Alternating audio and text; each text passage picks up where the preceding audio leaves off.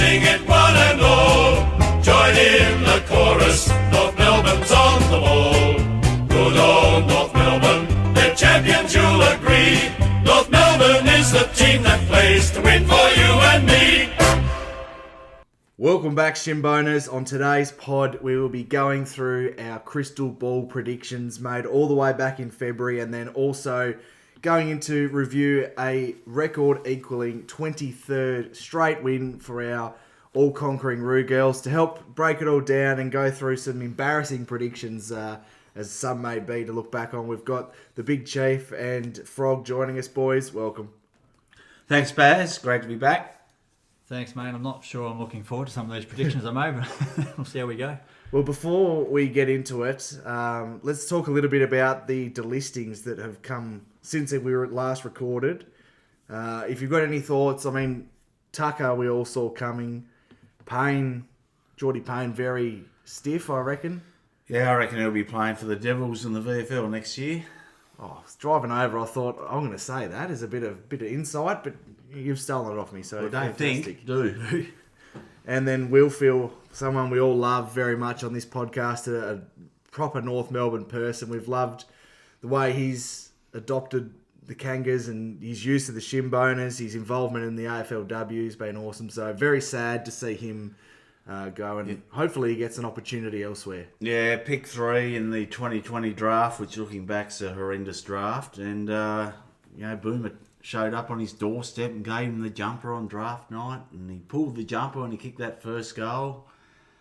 And Banana against Adelaide. It's ingrained in my brain. You can see it. yeah, worked hard, build himself up to the 26-inch pythons. And, now he's delisted, unfortunately. Well, they probably got, with the mid-season draftees they picked up, maybe they overperformed the club's expectations and they earned a contract which pushed possibly Phillips and Banch out, even though Trembath's a different position with, in a way, pushed Malley out probably. Yeah. So probably no one probably saw that coming when those boys got picked, that they're definitely going to get an extra season. So Phillips and Payne they out. got sort of painted into the court. I think you said Banch out. Banch is still on. Yeah, I mean, sorry, Banch in, yeah. Yeah. Banch and Trembath got a contract, so probably not many supporters would see them both getting that at that stage. But interesting to see if Will Phil does get picked up. I can see him going to a West Coast potentially, or I maybe don't think so a anymore. Melbourne. I don't think West Coast, because they picked up Robertson, who's a very similar style player. So I think West Coast is off for him. Maybe Melbourne. They've got, all their midfielders are leaving. Yeah, They got Steele, who's probably similar to Wilfield in a way, isn't he? Slow, lacks pace. So it'll be interesting where he drops. Well, he might get a trial like training thing over the summer and to see if a spot opens up. Sometimes they do that, don't they? Could he go to a Collingwood? I mean, they've just got rid of Mitchell. Wilfield's obviously a lot younger than Mitchell. You might get a run with them. fits the age demographic they'll be looking for. So well, he does, because the rest of them are 35 plus. So I could see him doing well at another club. Unfortunately, he just didn't make it with us. Yeah, but we wish all three boys the best of luck in their future endeavours, and wouldn't be shocked if we see Geordie Payne on that first night of the Devils in the AFL if he performs at VFL level. Well, I think he'll get signed up with VFL Devils because they're signing up a lot at the moment, and they're looking at all expat Taswegians, as we like to say, and I reckon he'll be on their hit list. Right, let's get into the predictions. So we did them February the 2nd, and I've gone through and written them all down, and a brief sort of layout of the point system. So if you get the prediction right, it's worth 2 points. But if no one gets it right, the closest to the pin, it's worth 1 point. So we've got plenty to go through, so we'll get it started. And I'll give you credit. You in last year, you're the defending champion. A bit like the AFLW girls. Yes, hopefully I'll go back to back. Like the VFLW girls, you reckon? Yeah, but Fredo wasn't in it last year, so we've brought in a bit tougher opposition for you. We have. So we start off with the Premiers, and you got it correct, Chief. You took the low-hanging fruit of Brisbane, but points are points. Yeah, well, there's no extra points for picking a low team like West Coast, so why not back in who you think's going to win? That's the whole point of a prediction. So 2 points to me right off the bat, early leader. So I had the Giants, which didn't eventuate well, and Frog, do you remember who you had? I had Carlton, I think. Yeah. I'm quite happy to get it wrong, as I said at the time. Yeah. Yeah. Brownlow medal. Chief, you and I both had the Bont, which didn't help as he missed the first 5 or 6 weeks. And 1 point for the Frog for being closest, Really? as he had Nick Dacos, who finished second. Yeah, went out on a limb there, didn't I? Yeah. Coleman medal. Frog had Charlie Curnow. And you and I get a point each for being closest, Chief. We both had Nick Larkey, who kicked 41 goals. Closest. Yeah. Yeah. We're a mile off. Yeah, well, it's point to point. Next up, we had the Rising Star, which was obviously won by Murphy Reed. But the 3 players we selected, none of them polled a vote in the Rising Star, so there's no points. But just to reflect back, you had Jagger Smith, Chief. Yeah, he didn't play a game, so I was a bit unlucky there. Unlucky there. I might roll him into next year. Frog He'll had start favourite next Sam year. Lawler, Oh, I did too. who was tracking well.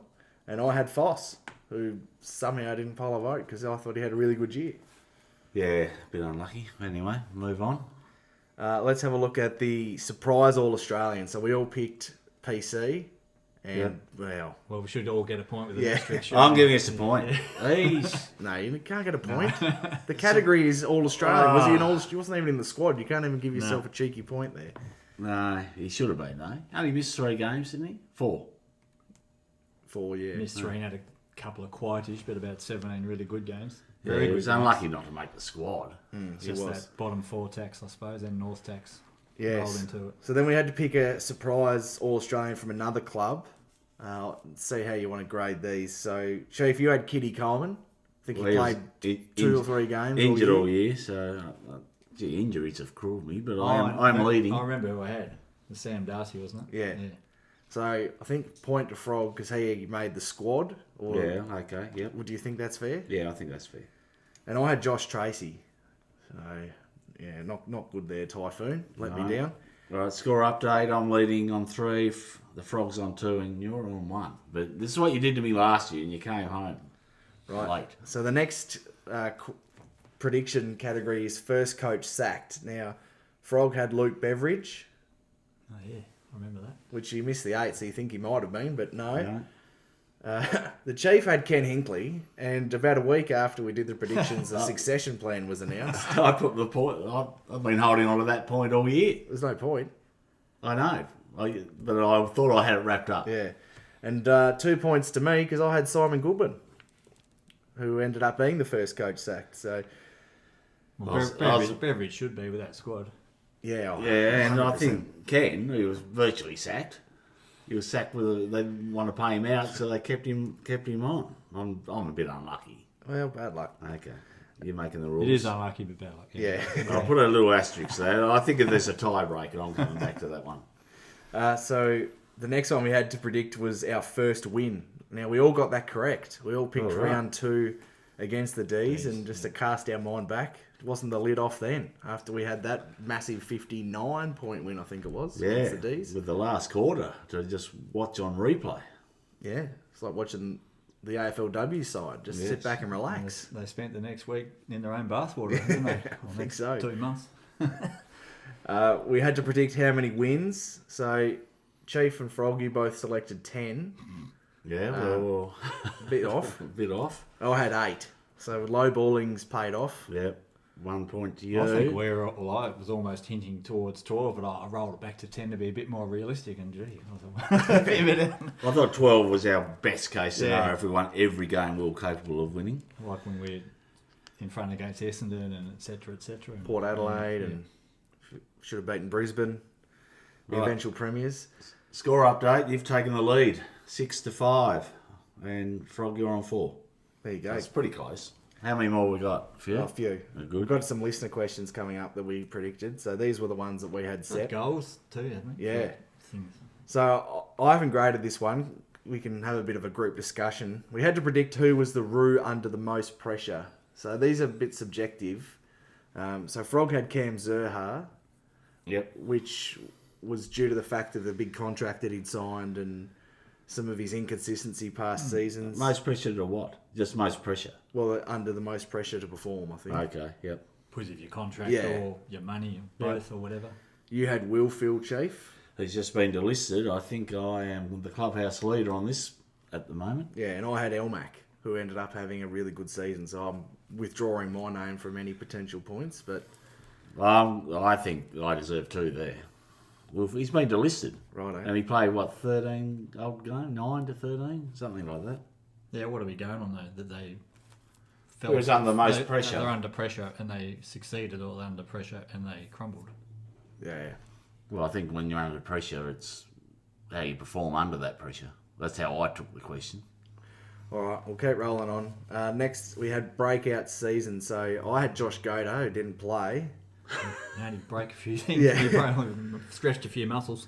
The Chief had Big Game Zane, so not getting anything there. No. Because I could take anybody nearly. Yeah, Who you does? could have taken Who does? Todd Viney. Who He would does? have been right. The Frog had Tommy Powell Oh, well, he was the best performed. out of the 3, so Yeah. points there. Was he getting 2? Yeah, I suppose he is. Yeah. Yeah, nice. So the next one is one of our favourites to predict. So we had the headline you will see. So we'll start with yours, Chief. You had North Kids lead Roos to surprise win, and the caveat there was to beat a top 8 side, which we didn't. So no points. We almost did with Brisbane. The Frog had D's in turmoil. Oh, A well, big tick there. yeah, 2 points. And I had Clarkson still has plenty of magic left, which I don't think's worth a point either. No. I think Fredo's taking the lead now. This is what, when I listened back, I did laugh at this next one. The headline you won't see, and you were so confident about this, Chief. Chad Warner commits to Sydney. It won't happen, you told me. He's bought a house in Perth. So a big cross to you as he's re-signed, obviously, with the Swans. Well, mine's correct just. I put the headline you won't see being the Roos set for yet another bottom 2 finish. Oh, well, that's worth the closest to the pin, maybe 1 point. Yes, and then the Frog had, you watch more footy media than me, so you'll have to grade this, but Caroline Wilson admits she's wrong. Well, I didn't see that. Now, what was yours again? That you Is won't it- see that the Roos are set for yet another bottom 2 finish. Well, we did see that. We didn't finish in the bottom 2. No, but we would have seen that headline. I think it's dashes all around. Yeah. Righto. Well, if Caro reviewed her boys' club thing about Crocker, she might. Yeah. She won't admit that. good mate, to see remember that at the come time? out from the Yeah, media I this saw that week. the other day. I reckon you got more chance of Donald Trump saying he's wrong than Caro. Yeah, anyway. Moving on. The headline... Oh, sorry. We just did that. Which Whitlock plays first? Chief, you and I both had Jack, and the Frog had Oh, Matt. I had Matt, So yeah. point or 2 points there. Next up, we had to predict the top 3 in order of the Sid Barker medal. So I had Harry, Comben, and LDU Yep. as the 3. Frog had Sheasel, LDU, and Powell. He's big on Tommy Powell in the pre-season. And Chief, 2 points to you because you had Sheasel, X, and LDU, which was the top 3. So Done well. technically in order too. Yes. So well done there. Should get double points for that. Powley had a good year last year, didn't he? Like 5th in the BNF. Tommy. Yeah. Yeah, he did. And thought it might kick up a bit. He probably just plateaued a bit, I think. Yeah. So we'll save the ladder for the last. We'll get into the listener questions, and one of them was who from North makes the All-Australian side. So let's move on because obviously we didn't get any. But just for the people at home, Chief, you had Sherry, Frog had So should have Yeah. made it. Frog had Sheasel and LDU, and I had Sheasel, Sherry, and Larky. The 3. Yeah, well I had It's not the AFLW. We no, don't. well I had Larky win the Coleman, so you can't have that and then That's why he's you not didn't have making Big the Cam in All-Australian. Yeah. Well, then we had to predict how many games the following players would play. Taylor Goad, we all knew that he'd be a project player and had none. Finbar, the Frog was closest to the pin with 3. He ended up playing 7, so points there. We had to... Sorry, so Taylor Goad, we all predicted not to play. Yeah, So we all get 2. yes. I'm trying to keep score here, Baz. And then Fredo got 2 for the next one. Yep, or 1, closest to the pin. Oh, 1, right. Next, we had to predict how many goals does Nick Larkey kick, and I tell you what, the positivity was streaming through when we must have done this because I had him to kick 75. I was low on this, wasn't I? Yeah, Lower. Chief had 69, and Frog had him kicking 58, so Jeez, closest to still the high. pin. All right, can I just comment on that? Obviously, listening to the track watchers too much, aren't we? Because we're always flying in January, February, and we obviously are swollen up in that hype around the club. And the other with thing our predictions. the other thing that happens is sort of kicks 5 or 6 in the intra clubs, and you go, "Oh wow, he's on," but you forget he's playing on Logan Core. Yeah. That's the thing we forget. Next up, we did the same. Had to predict how many Cam Zerha would kick. So I had him kicking 43. The Frog had him kicking 34. And 2 points to the Big Chief, who was on the money with 38, which is exactly what he kicked. Exactly on the money.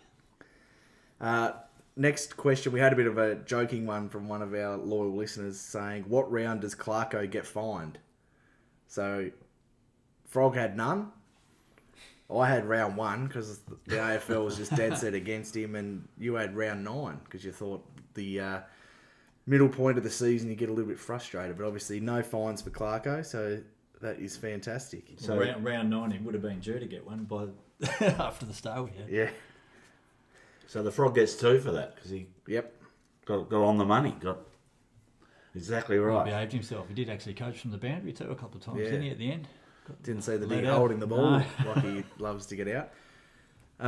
The next category was who kicks more goals, Cam or PC. Now I had Cam and the two of you had PC, and they actually finished both on 38 goals. Wow, So it's a tie. point each. Yes. The next question was sent in was, will Big Game Zane rise or fall? We were all on rise. You can't tick that. No, we certainly He had a can't. worse year this year, I think we'd all agree, than he did in his debut season. So categorically wrong for all of those. The next one was definitely sent in the pre-season. You can tell, obviously, this was done in February because the pre-season hype of some of these forwards. Who kicks more goals, Harry Sheasel or Zane Dersma? Now, it wasn't a thrilling finish. Harry kicked 8 goals and Big Game Zane kicked 4. But we were all on Shees, so all correct there. One of my men was mentioned in the next question, does Braden George debut? Now, I was yes. The two of you were no. So, obviously, injury setbacks hurt me there because he was looking like half a sniff to play at times as well. Do you reckon he'll play next year? Question without notice. Yes. Well, I've forgotten who we're talking about. Braden Sausage. George. Ah, yeah, he'll definitely play next year. Sorry, I'm trying to keep score. As you, I reckon you would have been. You would have got one if you hadn't have had that setback or whatever it was. Yeah. Next one, we had a bit of a left field one. How many goals will Nick Larkey have after the first 5 games? So the Frog had 14, I had 18, and 2 points to the Chief on the money again with going on there? 16. gee, You had the if only I could do this Yeah, for a the- tats on Yeah, you're either hitting the green or on the Yeah, the rough. It's that's like pretty it's much- getting- no, but it's pretty spot on. Yeah, the Marty McFly. Lucky we don't have the bonus point. Sports almanac. Lucky there's no bonus point, but that's what he'd be wanting now. Yeah, I will. Well, I haven't added them up yet because you're going too quick. But before we go into the ladder, we'll have a little pause and I'll add them up and see who's in front. Sounds good. And if it's not me, I'll try and jiggle the books a bit. Carlton and Geelong style. That's the way. Who polls the most votes and how many? They're obviously referring to the Brownlow. So our leading vote getter was LDU with 11. We all actually picked LDU. Right. But closest to the pin was yourself, Chief. With you had him polling 18. Frog and I both had him in the mid-20s. So Well, trying to base it on the alleged wins we Yeah, 10, Terrible, 12 wasn't it? wins for the year. You probably got mid-20s. the next one was how many intercept marks will Griffin Logue average? So he averaged 1.6, and again you were closest to the pin with 2.5. Frog and I both had a tick over 3. So 3. Gee, we're on the big griff, weren't we? We're on them all. We had a joking question that I thought would be worth bringing up again. We're not marking this one, but Okay. how many times will Silver So that just one? his hair? No, well, you can't count, can you? No. It's every time he has a shot at goal, at least. Yep. How many games will the draftees play? So Foss played 22. I was closest to the pin with 19. Next up, we had Matt Whitlock, who played 2, and I got that spot on. Well, and just nice. for the listeners out there, neither of you two had him playing footy at all. I think we're all had a bit of hype about the defensive system leading into the year. Yeah, I think it's a skinny first-year kid too. They don't the Keys don't tend to play a lot in their first year. Another one that had a lot of pre-season hype, which you can tell in these predictions. We both, the Frog and I had Luke Urquhart playing 3 games, and you, Chief, had him playing 2. And obviously he didn't debut at all. Right, so nearest spin me. Yep. Stevens, Chief and Frog had him not playing. I had him playing 2. Don't know why. Right, so nearest spin, 1 each. Who's our first big scalp? This is the next one. Chief, you had the Dogs in round 1. Yep. We should have beaten them. I'm still dirty on that. They had half their team out. Yeah. I had Good Friday, which I should get nearly negative points because You can do the Casanti shush Yeah. on that one. And the Frog had Melbourne in round 2. Are they big scout? Well, that was what you said on the Well, on we the haven't beaten prediction. them for a few years, but they're not really a huge scout. But for us, who's the big scout? Anyone that's Everyone would that's be. not We'll Richmond get, or West Coast. I'm feeling good, Frog. You can have 2. With a little asterisk. Maybe 1. Just make it 1. No, I'll give you 2. Okay. Well, we might, Okay, it's on the record. we might revisit that. I'm giving you an asterisk. Right, the last one from the listeners here before we get to the ladder positions was who plays more this year, Big Game Zane or Robbie Hanson Jr.? Now, if you had to guess, who do you think played more? Now, well, Robbie Hanson would have played more.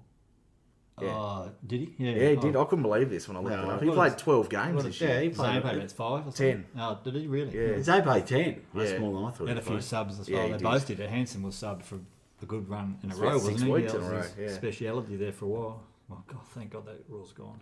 So, who won that? Sorry? None of us. We all had Zane. Okay, all right. We'll have a little break and I'll get my abacus out and add them up. Righto. All right, we're back live after I've added them up. You're on 14 points.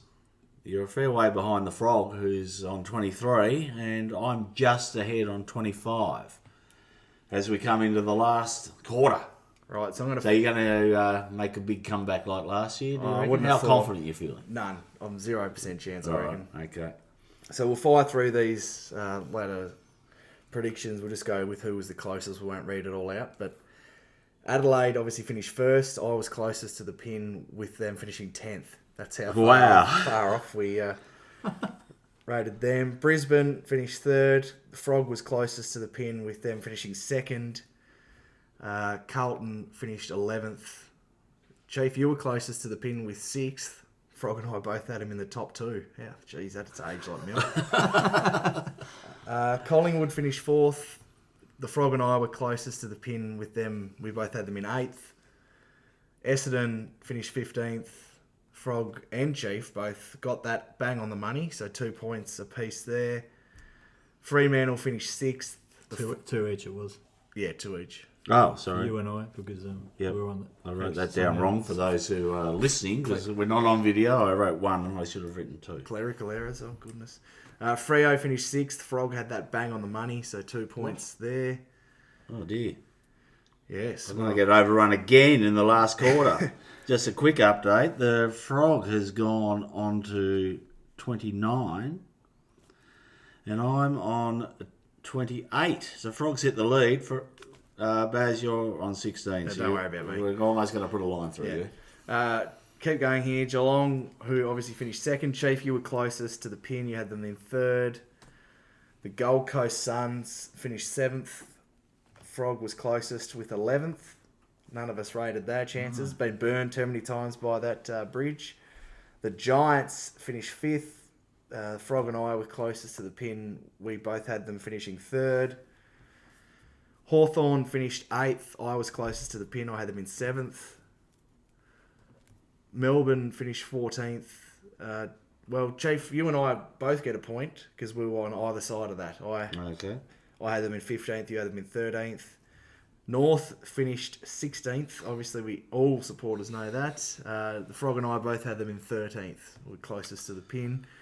Optimistic Chief had them in 11th. Port finished 13th. Chief was the closest to the pin there with had them in 10th. Richmond, we all predicted them to finish 18th, and they finished 17th.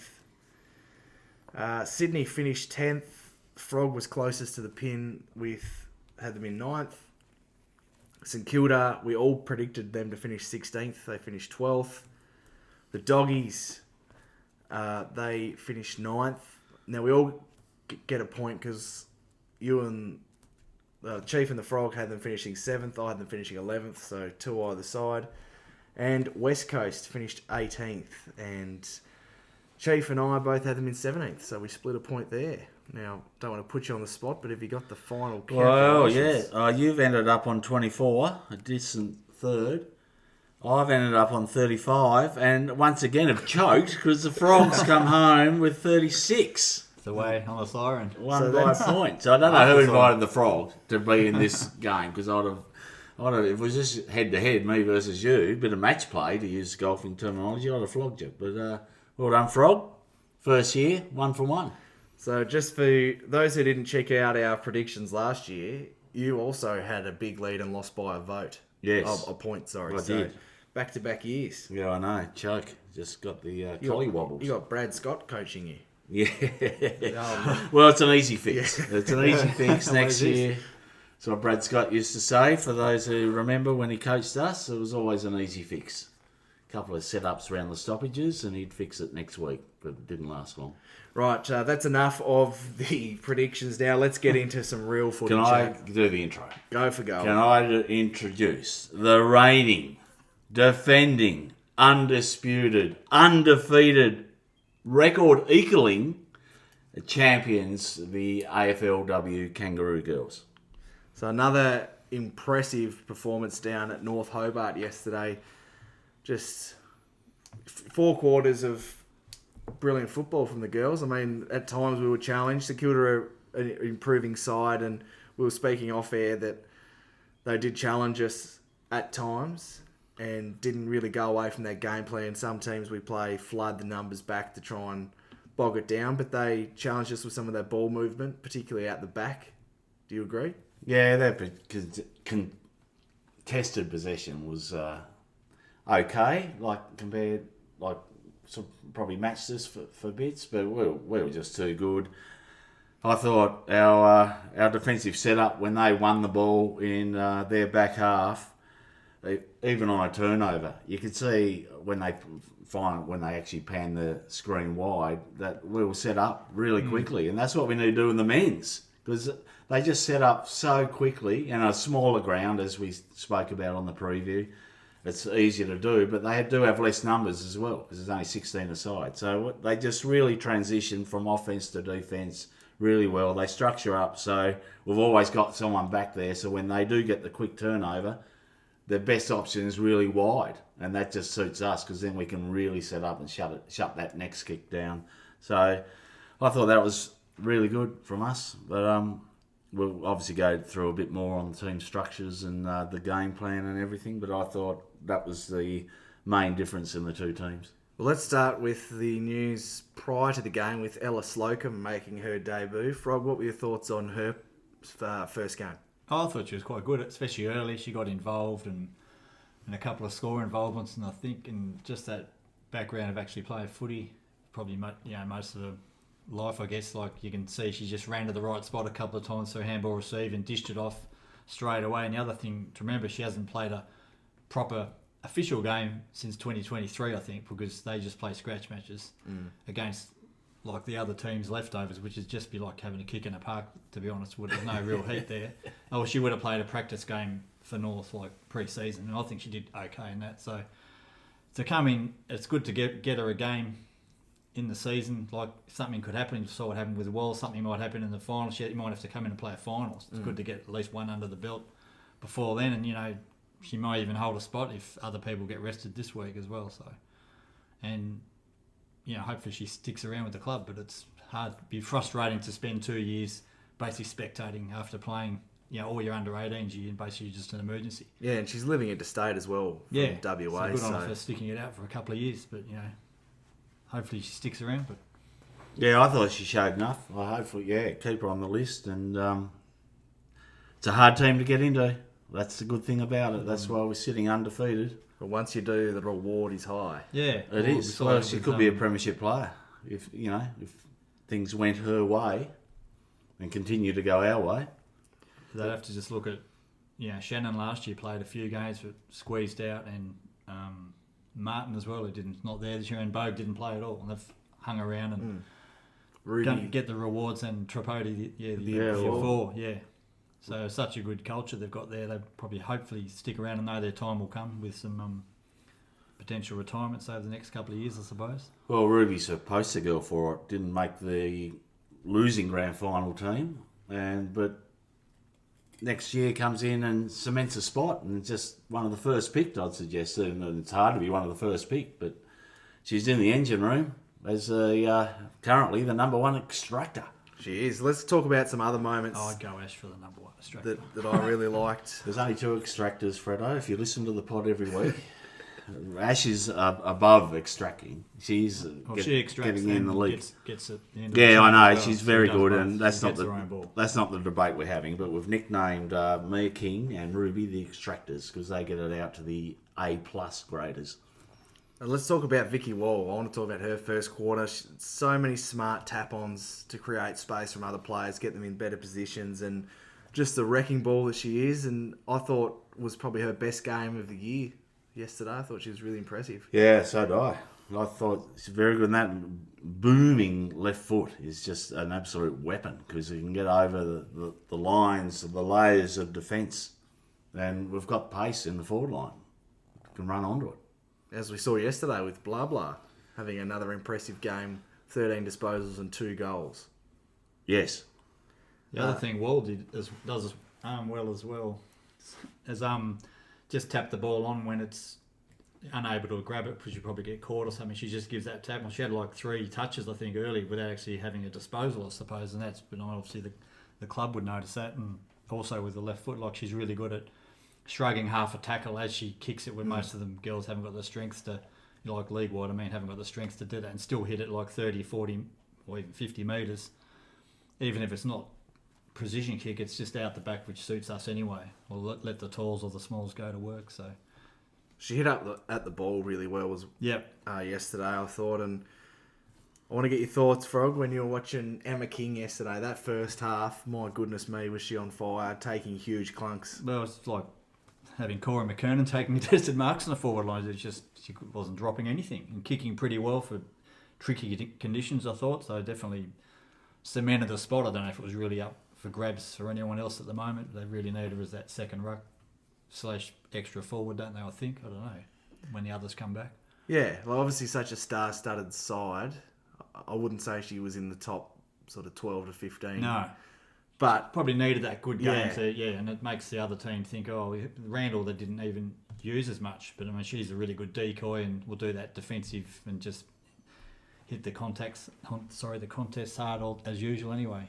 But a monster game from Emma, and that's 5 the highest contested that marks. She can reach, and really dangerous, adding an extra layer, and obviously had a really limited pre-season dealing with injuries, and this is the form that we've seen from her consistently in the past. And a really underrated part, as you mentioned, is she's such a good kick for goal. Yeah, she could have easily had 5, but it probably was a bit tricky. The one running in about the first 30 seconds, our first forward entry after the Vicky Wall double-handed punch on, or tap on. Yeah. She'd normally kick those, but she needs to clunk the marks because on the ground I think she's lost a yard. Not that she was ever overly quick, but it can be a bit of a liability. But if you're clunking the marks, it doesn't matter. Exactly. And I think she's very good in the ruck with her tap work when she relieves in there. Someone who I think's very good that I want to segue to on her first quarter was Ash Riddell. My goodness me, was she everywhere. She had 14 disposals in that first quarter. Just sets the game up. Just goes from the first bounce, loses her opponent. Her work rate is off the charts. Her kicking is a real weapon now, which I don't know why in that article that they wrote that her kicking's ridiculous. Like they need to wake up to themselves. Whoever wrote that.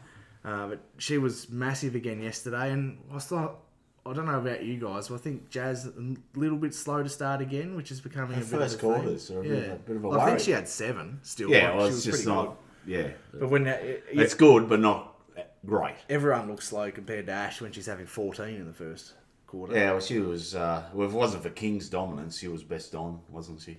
At that stage of the first quarter. She just starts like a house on fire.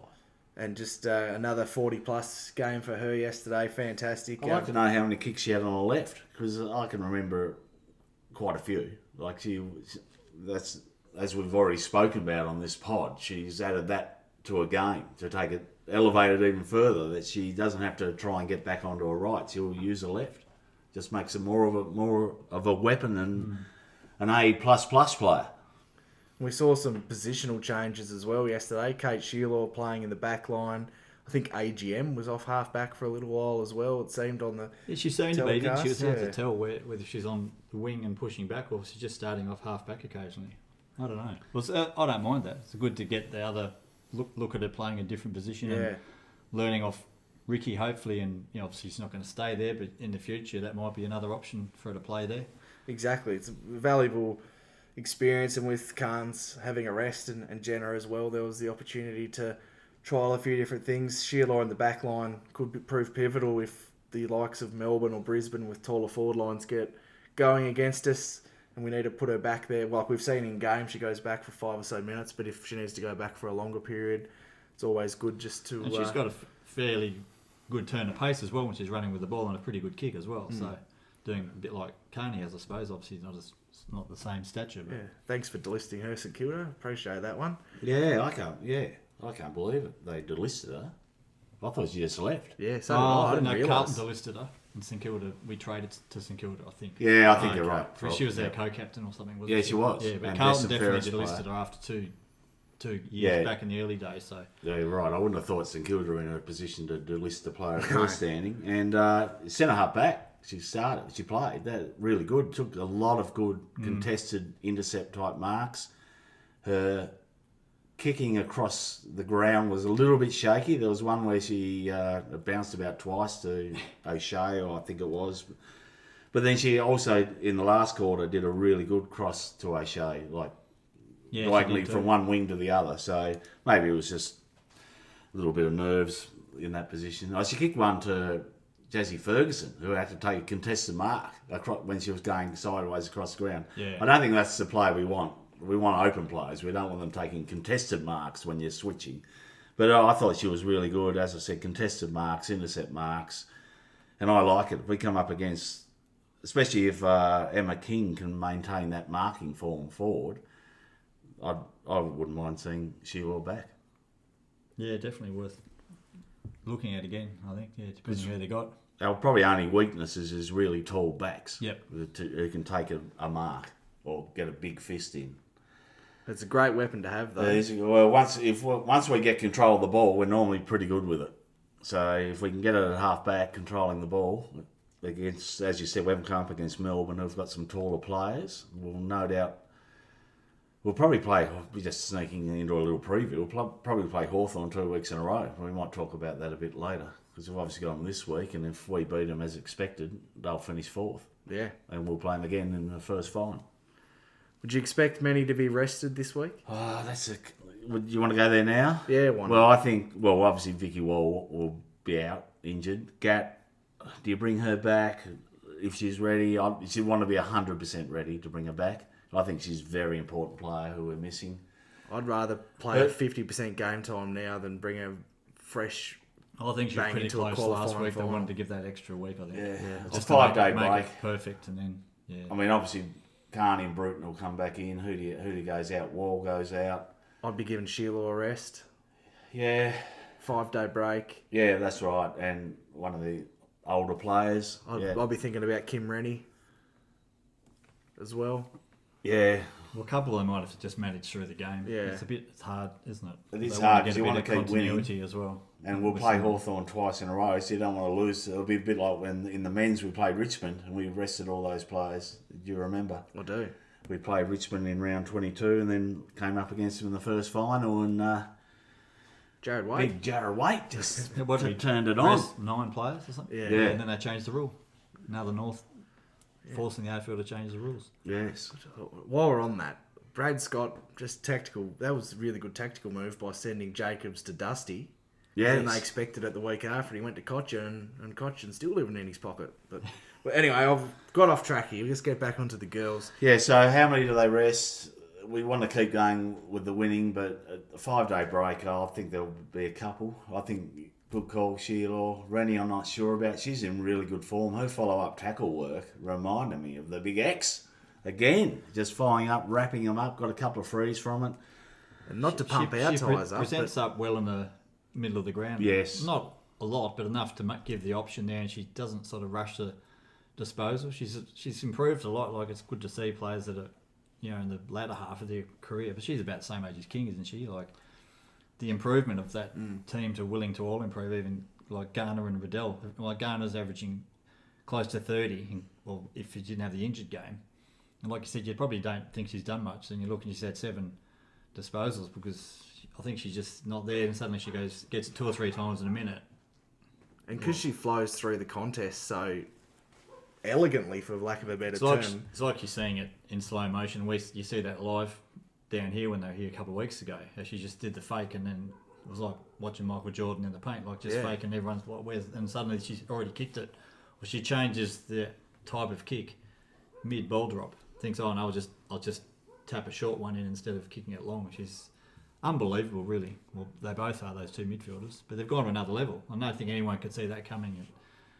At this stage of their career, they'd go to another level, both of them. Oh, it's brilliant to see, and it just epitomises the team ethos of just continuing to get better each day. And it's highlighted by our 2 best players, and Emma Carney as well, at her age, getting better each day at half-back. So it's just setting a perfect example. I want to talk about the midfield and their ability to take contested marks, because there was one yesterday from Ruby Tripodi where she could have got crunched. She took a strong jukes at our centre-half forward, and that was a massive mark to take. And obviously we've highlighted Craven over the years as well.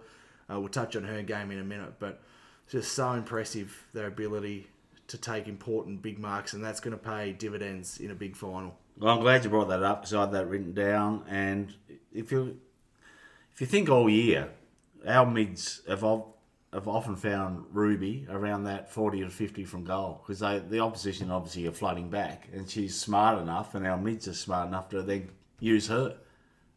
And that's just A grade from everyone involved. And as you said, Ruby, she doesn't double grab it. They're just strong hands, clunk, and with pressure coming. So, yeah, I'm glad you brought that up, because I had that written down. And well done, all involved. And a big tick to the back line again yesterday. I thought they functioned pretty well. There was a couple of turnovers that were a bit ugly, but you're going to get that. You can't play perfect football all the time, but another day holding an opposition to a low score. Can't exactly remember off the top of my head what it was, but it was actually good to see. Well, you don't want to see it too much, but like St Kilda had a lot of deep entries, and our defenders were forced to try and defend it away from Wardlaw or get it to the boundary. But you don't want to see that suddenly happen in week 2 or week 3 of finals, and suddenly, we're not used to this, ball ups at the top of the square and stuff. So it's probably, you don't really want to see it deep, but then it's good to see it now, so they have to get used to it. And then we did struggle second quarter maybe to get the ball out of there. Yeah, into the wind. Yeah, I mean, if you got AFLW finals could be like that anyway, so it's good to deal with that. So it's good that St Kilda did put that bit of heat on us, because you don't want to just, it's not good to win by heaps, but you want some pressure somewhere along it. Most of the teams are obviously doing it to us, but I thought St Kilda actually did pretty well for a fair bit of it. I agree 100%. You don't want to get to finals and have that heated frontal pressure and not have played 12 weeks of the home and away season and not experience it. So it was definitely good learnings for the girls, and Croc will have some footage to review. There's always something you can find, ways they can improve. Yeah. But you don't seem to see the players like cheating and just building forward, unless it's at 50, and then might see Bo. But that's the right move to think, if Garner's near the ball, she's probably 70% chance of winning it. But they're not really, oh no, I won't run back. They're all still pushing back hard. Occasionally they get caught out of position, but definitely all on the same page. So great to watch. Yeah, I think Birch's game was really good in the back line. And it's good to get it in game time, because you can train it. But it's under the heat of a game and the pressure of a game, it's good they had a little practice run at it. It's the difference between hitting it well in the nets and out in the middle. Hello, Mark Taylor. Mark Taylor, for those Fredo and I vintage, remember that. He was hitting it really well in the nets for about 18 months as captain, but couldn't Couldn't hit it off the centre wicket once he got in the middle. It was just nicked off. Well, it was like Marnus the last 2 years Yes. prior to this Shield season. Anyway, Back to the girls, who are still undefeated, even though we've rambled on long enough. They're still undefeated. right, anything from anyone before we get into the votes? Oh, Bellaretti I thought was really good to be thrown into the midfield. She did do a bit of pre-season there when you got King and Sheeran out. She sometimes goes in there as well. So suddenly you're going in as probably with Tripodi a fair bit. And I thought she stood up really well. And she's a good ball user and seemed to get better as the game went on, I thought. Yeah, no, she was very, very good, I thought, as well. And, yeah, just replaces Mia King like for like, really, isn't it? And she's a very good ball user. As you said, that half forward looks for the options. She's probably not the tackling machine Mia King might be. I don't know what her tackle stats were, but, yeah, when she's got the ball in hand with a little bit of space, she's right up there with Ash or someone like that who will look for a good option. And another one, we all love Bogue, of course, but I thought she was quite good at. She does all the really good stuff, but she does when she's running up the ground, she's good at getting a quick handball out to someone in the better option. She's not trying to, like most team, not trying to take them all on and do U-turn. She just gets a quick flick handball out, and I thought she got really good awareness of people that are running the other way, and the whole team has pretty much. Yeah, and I thought that's really good. She's still a first-year player, so she's unbelievable what she's actually doing out there. Yeah. And she's very good at low ground ball. Yeah. For someone who's so tall and quick, she's pretty clean when the ball's really just rolling along the ground. And I like what you said with the quick hands. I've noticed Randall's been doing that more. She did a U-turn yesterday and kicked a goal, but she had the space. But if there's someone there to receive, she'll handball it rather than do a U-turn. Yeah. And I think, maybe they've been overly critical. Maybe Alice O'Loughlin, she gets caught holding the ball or a lot when she gets that first side step, but then he's virtually standing still and the second tackler wraps her up. I'd like to see her look for the handball maybe a little bit more. It's not always there, of course, but yeah, just little things we can improve on. Right, let's get into the votes. In the most prestigious award in all of the AFLW, the Emma Carney Player of the Year Award, I'll take the new ball. I gave 5 votes to Ash Riddell. She was fantastic. 4-quarter performance, 42 disposals, 6 clearances, 10 score involvements. She was everywhere. Fantastic game from her. 4 votes I gave to Jazzy Garner. 31 disposals, 8 tackles, 611 metres gained. Monster game from her, as usual. 3 votes I gave to Emma King. She kicked 3 goals, took 6 marks. I thought her forward presence was immense and really found some of her best form again. 2 votes I gave to Tess Craven. Now, I wanted to talk about her before, so I'll get into a bit more detail, but I thought her precision kicking, she had 23 disposals, kicked a goal from only 70% time on ground. I thought she's just such a good kicking into the corridor, creates the options, and he's just another one. We mentioned the other players who are just going from strength to strength, improving this year, having career best years, and you can add Tess to that. She's versatile, can play anywhere, and having a fantastic season. And to round out the votes, the 1 vote, there's some unlucky. Erica O'Shea, very unlucky. Libby Birch, unlucky. Ruby, unlucky. But ultimately, I gave the 1 vote to Bellaretti. I thought her ability to go into the midfield position, she doesn't have a great deal of experience. She extracted really well. She's obviously a smaller frame, but 21 disposals and 2 clearances in the clinches, I thought, was really impressed with her game. Very good. Mine are pretty similar. I gave 5 to Jazzy, and what separated her was a toss-up between her and Ash, and I'll get to Ash in a minute, but on Jazzy, her kick inside 50 was fantastic. I've got 3 examples. She had the set shot from a free kick about 45 out, going to right of screen, and she hit up Alice, who got a mark/free kick. Got a goal out of that. That was a great little, bit like what Fredo said. Everyone thinks she's going to kick it long, and there was a sort of a half lead, and she's just laced her out. Perfect kick to her. She did the same to Emma King with a fantastic kick. Found her. I think she took a diving mark again from a mark, a slow play. So just finds the very small ground, very congested. St Kilda flooded back, just puts it into the pocket of space and laces out. And One which was more open play, but was fantastic, was the one she gave to Box Office Bogue when she kicked it from around the 50. Just like she didn't have to break stride, running back towards goal, and chest mark running into an open goal, bang, game over. So just some examples of what she did. The metres gained is incredible. Ash Riddell, well, how unlucky once again to only get the 4. And while we're on her, she has to have wrapped up the AFL coaches' votes. There's no way Croc's giving her any less than 4, and I think she only needed 3 combined to win it.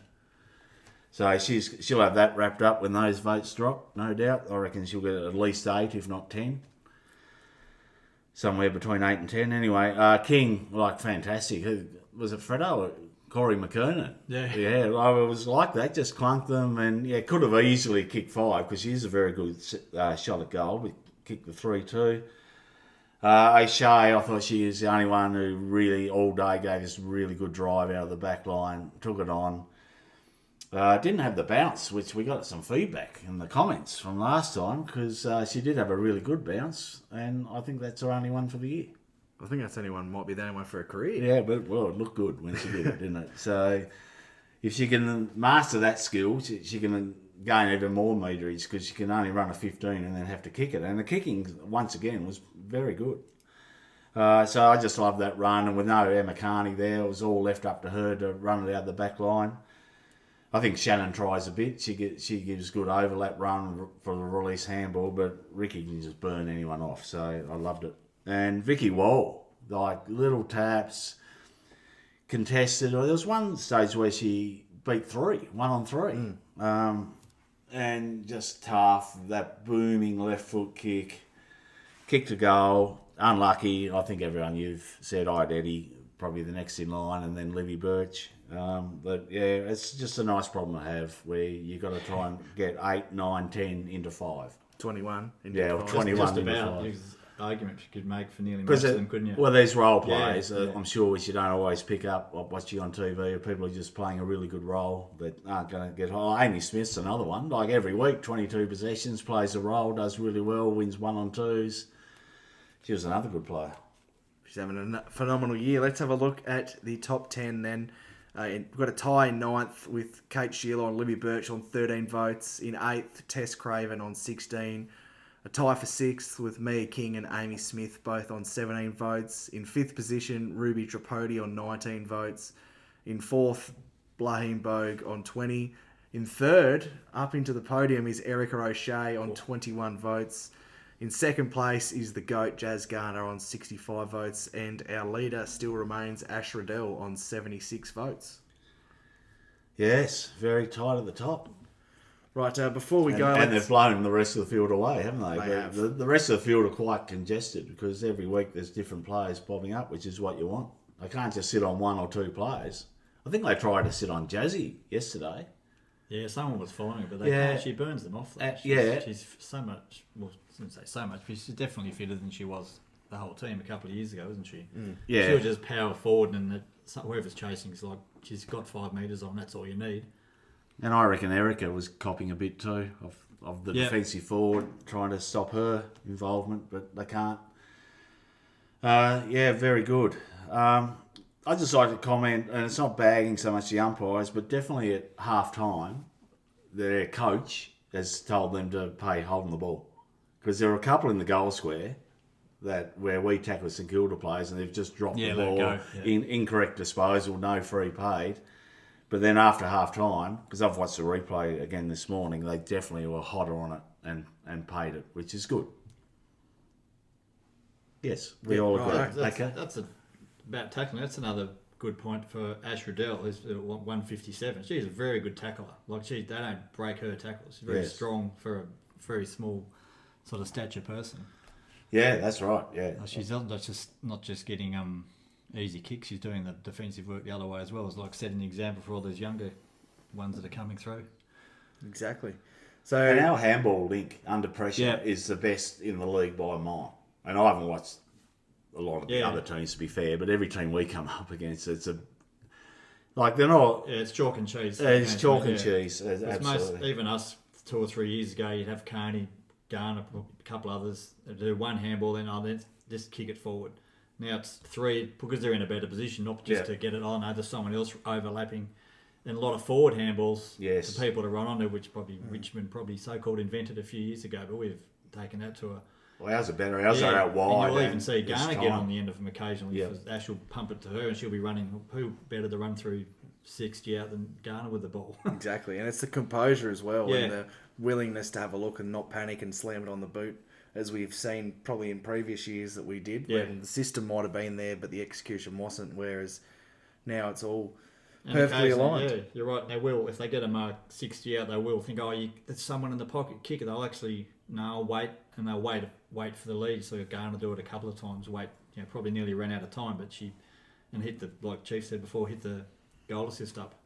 Instead of just panicking, I'll get it in long to King, push his goal. Well, no, it might be a better option, Yeah. Very, very well drilled. Can't really stop talking about it enough. Like, it's great to watch. Hope they can do the job in the next 4 weeks. Exactly. So this Friday night we play the Hawks. First time in our history. It's How ridiculous! It's one that I really want to dominate. Obviously, hate the men's team, and the women's team last year were pumped up as the darlings. Oh, yeah. Hockball, they think they were a bit snazzy, taking their photos, after the game out in the middle and all that, and a lot of media build up.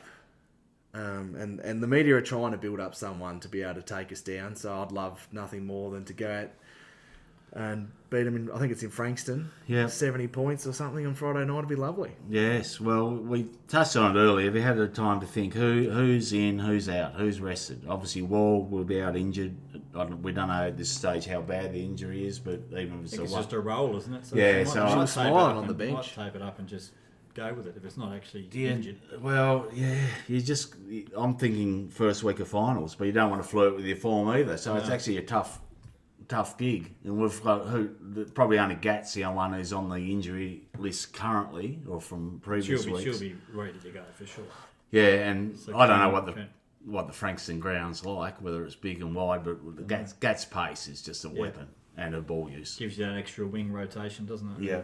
And she can be a goal-kicking winger as well, same as Craven. But I think Sheilaw's the one. Yeah.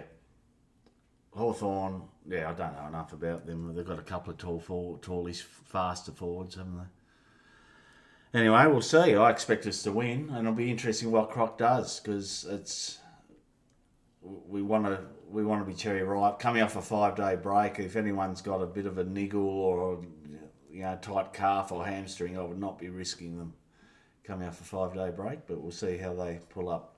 Yeah, and it's important to remember too that last year they had a 4-day break, and not many were managed. No, and they played that 3 games in 10 days, which was a mistake. Well, it was with Carney, but she's had a rest, so. Oh, she'll be back. I think Sheila this week, and Carney's only been playing mid-60s anyway, isn't she? Yeah. So they've managed to pretty well the whole year. Obviously, she might be able to step it up a bit if final on the line. She'll probably stay on a bit longer because her ball use is unbelievable. Yeah. She'll lose the odd 1-on-1 here and there, but the other way she's destroying teams. Her and Ricky on the other ones, they both should be AAs, but they won't. But yeah, and her direction is underrated too. Like just setting up, getting people in the right spots to either defend or then win the ball back and attack. Right. That's us, done. The other thing, Hawthorn, I've only seen a little bit of them when they're on before or after us, and you see they do seem to go very quick to get the ball and kick it anywhere, which could potentially upset our structure a bit. The only thing I like Gilroy, for instance, will just kick it 60 metres from anywhere in the ground and just get it in quickly, which our defenders, it's not used to what they. If we don't hold them up, they could. You could see them potentially scoring well against us, but I don't really know enough about them other than that, really. We will set up well, apart from out of the centre clearance. If they win a quick centre shoulders forward centre clearance, our setup we'll have one loose. So it's a matter of them grabbing that loose ball, which we can be a bit slow. Some of our players in grabbing the ground ball, but if it's a long high kick, I expect us to mark it. And Hawthorn have played more a defensive style. If you look at their scores, they've been scoring a lot. No. So I would suggest they'll find it pretty hard to score against the best. I hope they do. Best team defence ever. I mean, I'd like to know the stats, and we haven't done the prep, but we've obviously equalled the Geelong men's VFL team record. I'd like to know the percentages, because ours is over 300. I doubt theirs was. No, I don't reckon. But anyway, we're on top on percentage at worst. Well, let's just put clear on it this Twitter week. last night, just say that us and Hawthorn were the only team with less than 20 losses, which is a very random stat. We've had 19 losses and so have Hawthorn, but obviously we've been in the season 4 more seasons than them, I think, haven't we? Yeah. That's crazy. That is. And there was a stat at halftime in yesterday's game where we were round enough, double their disposals, double St Kilda's disposals at halftime, near enough, double. That's amazing. We're on track for 400, I think, at halftime. That's an amazing stat, though. To think. Yeah, we've got the top 5 ever, haven't we? I think Yeah. for W. Because that good ball use, we'll say, is not kicking along the ground for something to do, is it? Exactly. Right, we might wrap up there. Thanks very much for joining us, and please like, subscribe, follow us on YouTube, Spotify and Apple Music. Doesn't cost anything. It's the best way to support us to keep pumping out pods. Thanks, Chief, and thanks, Frog, for joining us, and look forward to Chief losing next year's prediction. My point.